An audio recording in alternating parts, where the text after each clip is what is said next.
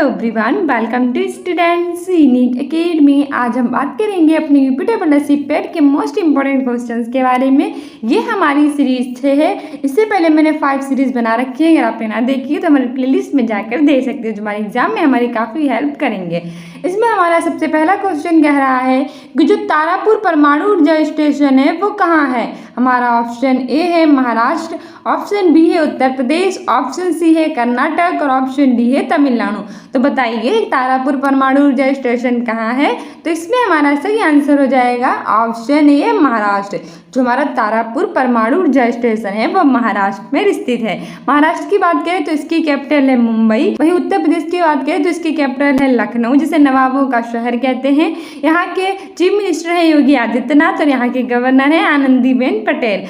और ये अपनी बाउंड्री 8 राज्यों के साथ टच करता है, ठीक है। और एक केंद्र शासित प्रदेश दिल्ली और एक देश नेपाल के साथ भी टच करता है, याद रखना। कर्नाटक की बात करें तो इसकी कैपिटल है बेंगलुरु, जिसे भारत की सिलिकॉन वैली कहते हैं। और इसरो यानी कि इंडियन स्पेस रिसर्च ऑर्गेनाइजेशन का मुख्यालय भी यहीं है, ठीक है। तमिलनाडु की बात करें तो इसकी कैपिटल है चेन्नई और यहाँ के चीफ मिनिस्टर हैं एम.के. स्टालिन, जो कि डीएमके यानी कि द्रविड़ मुनेत्र कड़गम पार्टी के हैं। आगे बढ़ते हैं। आगे हमारा दूसरा क्वेश्चन कह रहा है कि शिक्षा वर्तमान में किस सूची का विषय है। शिक्षा यानी कि जो एजुकेशन है वो वर्तमान में किस सूची का विषय है।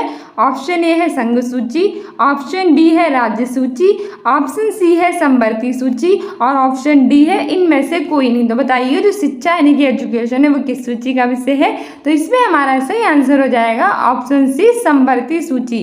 शिक्षा जो है वो वर्तमान में संवर्ती सूची का विषय है, लेकिन पहले नहीं था। तो पहले क्या था, पहले जो हमारा था वो शिक्षा था, वो हमारे संघ सूची का विषय था। लेकिन 42वें संविधान संशोधन 1976 के द्वारा शिक्षा को संघ सूची से निकालकर संवर्ती सूची में डाल दिया गया, ठीक है। और संवर्ती सूची वह सूची होती है जिसमें केंद्र और राज्य दोनों कानून बना सकती हैं, ठीक है। आगे बढ़ते हैं। आगे हमारा तीसरा क्वेश्चन कह रहा है कि हाल ही में फ्रांस के night of the order of arts and let's say किसे सम्मानित किया गया है। यानी जो फ्रांस में के night of the order of arts and let's say किसे सम्मानित किया गया है। ऑप्शन ए है राहुल मिश्रा, ऑप्शन बी है प्रवीणा अंजना, ऑप्शन सी है प्रियंश सेन और ऑप्शन डी है इनमें से कोई नहीं। तो बताइए किसे सम्मानित किया गया है। तो इसमें हमारा सही आंसर हो जाएगा ऑप्शन ए राहुल मिश्रा। राहुल मिश्रा को हाल ही में फ्रांस के night of the order of arts and let's say सम्मानित किया गया है, ठीक है। फ्रांस की कैपिटल है पेरिस, जहाँ पे यूनेस्को का हेडक्वार्टर स्थित है। यूनेस्को की फुल फॉर्म होती है United National Education Scientific for Culture Organisation, ठीक है। ये सारी चीज़ें भी याद रखना। आगे बढ़ते हैं। आगे हमारा अगला क्वेश्चन कह रहा है चौथा, जो हमारे एग्जाम्स के लिए काफ़ी महत्वपूर्ण है। कह रहा है कि नागार्जुन सागर बांध किस नदी पर बना है। और बहुत बार एग्जाम में पूछा जा चुका है कि जो नागार्जुन सागर बांध है वो किस नदी पर बना है। देखने में तो बड़े पढ़ाई जी लगेगा, लेकिन जल्दी से बताइए इसका आंसर, क्योंकि हमें कंफ्यूज कर देता है। तो वो ऑप्शन ए है कृष्णा, ऑप्शन बी है गोदावरी, ऑप्शन सी है कावेरी और ऑप्शन डी है गंगा। तो बताइए नागार्जुन सागर बांध किस नदी पर बना है। तो इसमें हमारा ऑप्शन ए सही हो जाएगा कृष्णा, ठीक है। कृष्णा नदी पर नागार्जुन सागर बांध बना है, ठीक है। नागार्जुन में अर्जुन आ रहा है और इसमें कृष्णा आ रहे हैं, तो महाभारत में अर्जुन और कृष्णा दोनों होते हैं। ऐसे याद कर सकते हैं कि नागार्जुन सागर बांध कृष्णा नदी पर बना है, ठीक है। ऑप्शन ए सही हो जाएगा। वहीं जो ये कावेरी है इसे दक्षिण भारत की गंगा कहते हैं। तो अभी एग्जाम में पूछ लेता है कि दक्षिण भारत की गंगा किसे कहते हैं, तो वो कावेरी के कहते हैं, ठीक है। आगे बढ़ते हैं। आगे हमारा पांचवा क्वेश्चन कह रहा है कि सुपर कंप्यूटर के जनक कौन है। जो सुपर कंप्यूटर है इसके जनक कौन है। ऑप्शन ए है चार्ल्स बेबेज, ऑप्शन बी है विजय भटकर, ऑप्शन सी है टिम बर्नर्स-ली और ऑप्शन डी है एलन ट्यूरिंग। तो बताइए कौन है। तो इसमें हमारा सही आंसर हो जाएगा ऑप्शन बी विजय भटकर। जो सुपर कंप्यूटर है इसके जनक विजय भटकर को माना जाता है। वहीं चार्ल्स बेबेज भारत में कंप्यूटर के जनक माने जाते हैं। वहीं टिम बर्नर्स-ली को इंटरनेट का जनक माना जाता है। और जो एलन ट्यूरिंग थे इन्हें क्या माना जाता है, इन्हें आधुनिक कंप्यूटर का जनक माना जाता है, ठीक है। याद रखना सुपर कंप्यूटर के जनक है विजय भटकर, आधुनिक कंप्यूटर के जनक है एलन ट्यूरिंग और इंटरनेट के जनक है टिम बर्नर्स-ली और कंप्यूटर के जनक है चार्ल्स बेबेज, ठीक है। इन्हें कंप्यूटर का पिता भी कहा जाता है। आगे बढ़ते हैं। आगे हमारा अगला क्वेश्चन कह रहा है हाल ही में International Organisation of Legal Metrology certificate जारी करने वाला 13वां देश कौन बना है। और ये हमारा करंट अफेयर का है। हम स्ट्रेटेजी के साथ भी करंट अफेयर भी आपकी कवर करते हैं जिससे एग्जाम में आप बेटर कर सकें। तो हाल ही में जो International Organisation of Legal Metrology है वो सर्टिफिकेट जारी करने वाला 13वां देश कौन बना है। ऑप्शन ए है मिस्र, ऑप्शन बी है ईरान, ऑप्शन सी है भारत और ऑप्शन डी है अमेरिका। तो बताइए कौन है। तो इसमें हमारा सही आंसर हो जाएगा भारत। ठीक है, ऑप्शन सी सही हो जाएगा भारत, यानी कि हमारा जो इंडिया है वो International Organisation of Legal Metrology certificate जारी करने वाला 13वां देश बना है। और इंडिया के बारे में तो हम सभी जानते हैं, हमारी इंडिया की कैपिटल है न्यू दिल्ली, यहाँ के प्रधानमंत्री हैं नरेंद्र मोदी, यहाँ के राष्ट्रपति हैं श्रीमती द्रौपदी मुर्मू और यहाँ के उपराष्ट्रपति हैं जगदीप धनखड़। ठीक है, यहाँ 28 राज्य हैं और 8 केंद्र शासित प्रदेश हैं। ये सब भी याद रखना इसके बारे में। आगे बढ़ते हैं। आगे हमारा 7वां क्वेश्चन कह रहा है कि किसको भारत का पहला नागरिक कहा जाता है, यानी कि वो कौन है जिसे भारत का पहला नागरिक कहते हैं। पॉलिटी का बहुत ही इंपॉर्टेंट क्वेश्चन है। ऑप्शन ए है राष्ट्रपति, ऑप्शन बी है प्रधानमंत्री, ऑप्शन सी है गृह मंत्री और ऑप्शन डी है राज्यपाल। तो इसमें हमारा सही आंसर हो जाएगा ऑप्शन ये राष्ट्रपति। जो भारत का पहला नागरिक है वो राष्ट्रपति को कहा जाता है। वहीं राज्यपाल होते हैं, इन्हें राज्य का पहला व्यक्ति कहा जाता है। जो हमारे राज्य का कोई भी पहला नागरिक होता है तो वो होता है राज्यपाल, और भारत में जो पहला नागरिक होता है वो होता है राष्ट्रपति। ठीक है, याद रखना।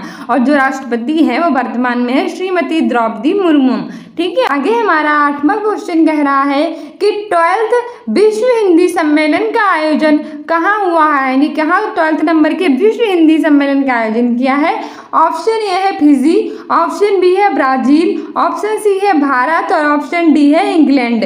तो इसमें हमारा सही आंसर हो जाएगा ऑप्शन ए फिजी। ठीक है, जो 12th नंबर का विश्व हिंदी सम्मेलन है उसका आयोजन हमने फिजी में किया है। ऑप्शन ए सही हो जाएगा। वहीं विश्व की बात हिंदी दिवस की बात करें तो ये हर साल 10 जनवरी को मनाया जाता है, ये भी याद रखना।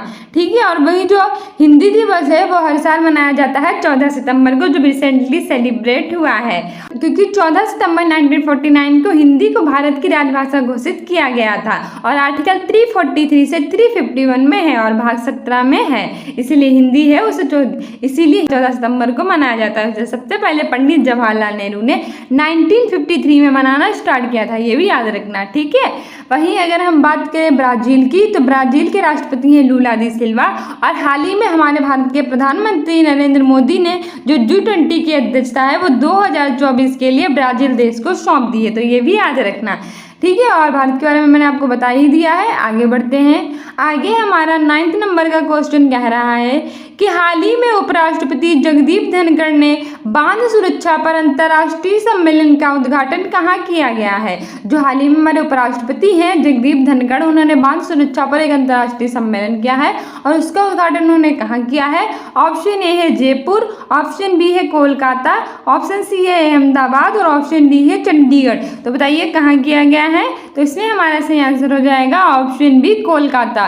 ठीक है, कोलकाता में उपराष्ट्रपति जगदीप धनखड़ ने बांध सुरक्षा पर अंतर्राष्ट्रीय सम्मेलन का उद्घाटन किया है। कोलकाता की बात करें तो ये हमारी वेस्ट बंगाल यानी कि पश्चिम बंगाल की कैपिटल है। यहाँ चीफ मिनिस्टर है ममता बनर्जी। ठीक है, और जो हमारा कोलकाता है वो पहले भारत की राजधानी था लेकिन ये वर्तमान में न्यू दिल्ली है। ठीक है, और यहाँ उपराष्ट्रपति है जगदीप धनखड़, उन्होंने बांध सुरक्षा पर अंतर्राष्ट्रीय सम्मेलन का उद्घाटन यहाँ किया है। वहीं जयपुर की बात करें तो इसे भारत की पिंक सिटी कहते हैं और राजस्थान की कैपिटल है। ठीक है, आगे बढ़ते हैं। आगे हमारा अगला क्वेश्चन और 10वां और हमारे इस सीरीज का लास्ट क्वेश्चन क्या है कि वर्ष 2023 में ऑपरेशन पोलो की 75वीं वर्षगांठ मनाई गई। इस ऑपरेशन का संबंध किससे है। तो ऑप्शन ए है जूनागढ़, ऑप्शन बी है जम्मू कश्मीर, ऑप्शन सी है हैदराबाद और ऑप्शन डी है जोधपुर। तो बताइए कि 2023 में जो ऑपरेशन पोलो है उसकी 75वीं वर्षगांठ मनाई गई है, तो इस ऑपरेशन का संबंध किससे है। तो इसमें हमारा सही आंसर हो जाएगा ऑप्शन सी हैदराबाद। ठीक है, ऑपरेशन पोलो जो है वो 1948 में हुआ था और हैदराबाद में हुआ था और इस बार इसकी 75वीं वर्षगांठ मनाई गई, इसलिए हमारा ऑप्शन सी सही हो जाएगा। ठीक है। और हैदराबाद के निजाम होते हैं, काफ़ी फेमस होते हैं, हमारे एग्जाम में पूछा जा चुका है। सो डियर स्टूडेंट्स, ये थी हमारी पेट एग्जाम के लिए मोस्ट इंपॉर्टेंट क्वेश्चंस की सीरीज। ये हमारी सीरीज 6 थी, इससे पहले मैंने 5 सीरीज बना रखी हैं और उसकी मैंने ऑलरेडी एक प्लेलिस्ट बना रखी है, और अगर आपने वो प्लेलिस्ट ना देखी हो तो जाके देख लीजिए, जिससे आप एग्जाम में बेटर कर सकें। इसके अतिरिक्त अपने करंट अफेयर में अच्छा करना चाहते हैं तो आप हमारी सुबह 8 बजे वाली क्लास देखा कीजिए, जो हमारे एग्जाम में हमारी काफ़ी हेल्प करेगा। ठीक है। वही हमारे जो वीडियो का सिलेबस है वो टोटली चेंज हो चुका है। पहले जहाँ हिंदी, इंग्लिश और रीजनिंग होती थी, अब वहाँ पंचायत वगैरह डाल दी गई है और पूरा जो उसका जो सिलेबस है वो चेंज हो चुका है। तो मैंने उसकी भी वीडियो मिल जाएगी। तो अगर आप वीडियो के नए सिलेबस को जानना चाहते हैं और अगर एग्जाम दे रहे हैं और उसके बारे में जानना चाहते हैं तो हमारी कल वीडियो को जरूर देख लीजिएगा।